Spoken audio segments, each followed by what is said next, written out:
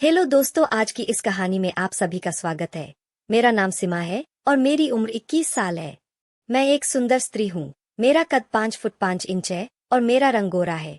मेरी काया ऐसी थी जैसे भगवान ने मुझे फुर्सत से बनाया हो। मेरी शादी हुए 2 साल हो गए हैं और मेरा एक बेटा है जो कि मेरी शादी के 1 साल बाद हुआ था और अब वह 9 महीने का है। जब वह 4 महीने का था तब मेरे पति का तबादला दुबई में हो गया था। वह परिवार को अपने साथ नहीं ले जा सकते थे। उन्हें हर 12 महीने के बाद 1 महीने के लिए भारत आने की इजाजत थी।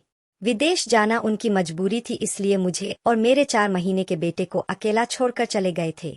हम अकेले ना रहे, इसलिए मेरे पति ने मेरे ससुर यानी अपने पिता को हमारे साथ रहने के लिए शहर बुला लिया था। मेरे ससुर जब हमारे साथ रहने के लिए आए तब उनकी उम्र 50 साल थी। वह हमसे अलग गांव में रहते थे। मेरी सास की मृत्यु 1.5 साल पहले हो गई थी और पिछले 1 साल से ज्यादा वही गांव में ही अकेले ही रहते थे। पापा जी आर्मी में मेजर रह चुके थे और रिटायर होने के बावजूद वह बहुत फुर्तीले थे। आर्मी के तौर तरीके, तहजीब वह अभी तक नहीं भूले थे। गांव में रहने और खेती बाड़ी करते और गांव के शुद्ध वातावरण के कारण उनका शरीर बहुत ही गठीला था और इस उम्र में भी वह एकदम 30 साल के जवान लगते थे। पहले जब भी वह सासू माँ के साथ हमारे घर आकर रहते थे तो मेरे पड़ोस वाले उन्हें मेरे पति के बड़े भाई ही समझते थे। पति के जाने के बाद पिछले 7 महीनों से वह हमारे साथ ही रह रहे थे। पढ़े लिखे होने के कारण उनका उठना, बैठना और पहनावा भी शहरों वाले जैसा है, इसलिए मेरे साथ घर में बहुत ही अच्छे एडजस्ट हो गए थे। घर के काम और बच्चों की देखभाल में मेरा हाथ बटा देते थे।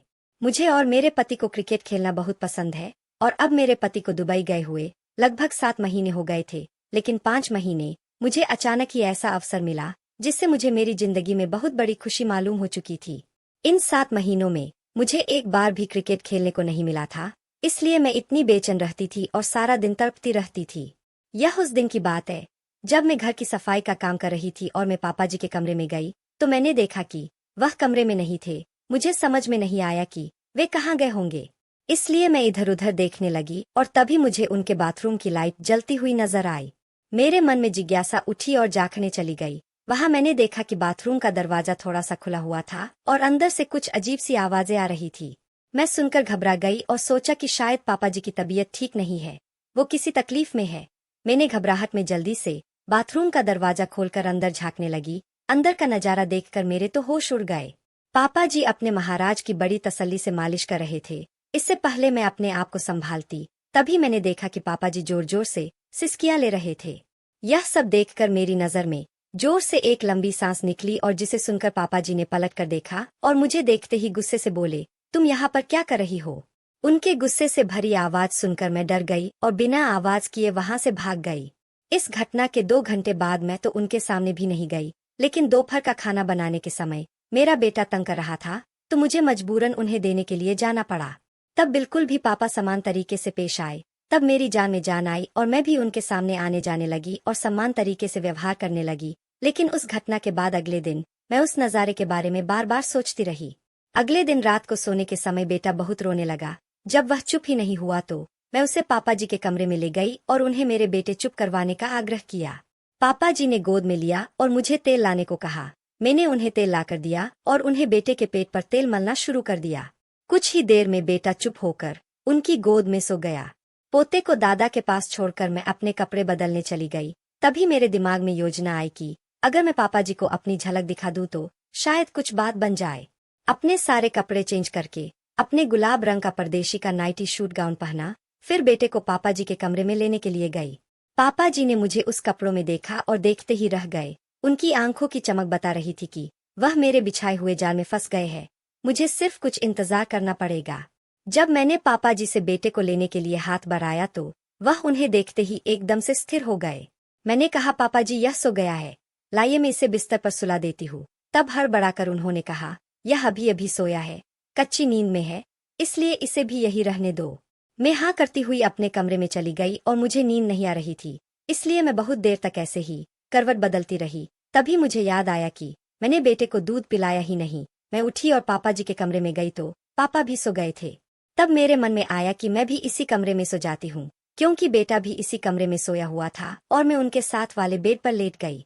बेटे को अपने पास खींचा और इतने में पापा जी ने नींद में करवट बदली और सीधे होकर सोने लगे। मेरे बेटे का पेट भर चुका था, लेकिन मुझे नींद नहीं आ रही थी। मैंने बच्चे को अलग से सुला दिया और वहीं बैठकर पापा जी को निहारती रही।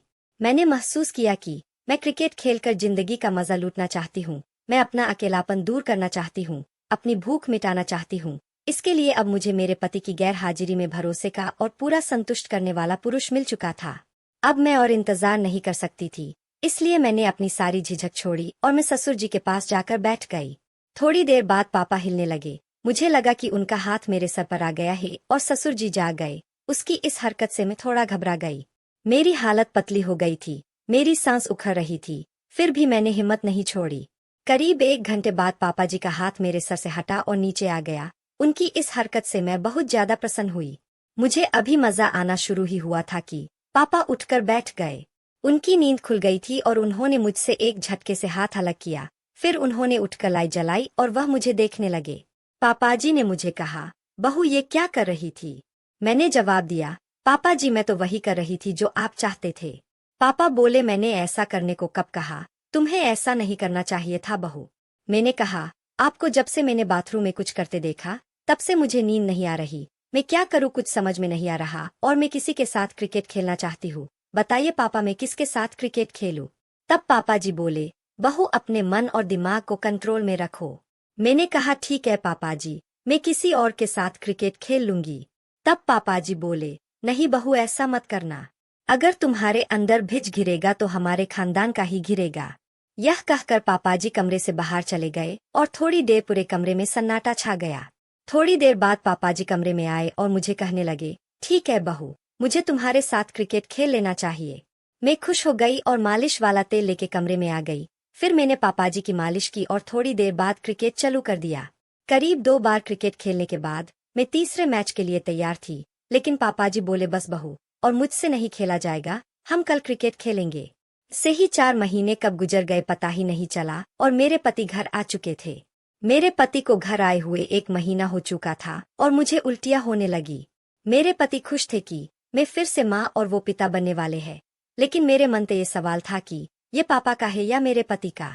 दोस्तों आपको क्या लगता है, होने वाला बच्चा किसका हो सकता है? कमेंट में जरूर बताएं और स्टोरी पसंद आई हो तो लाइक और शेयर करना न भूले।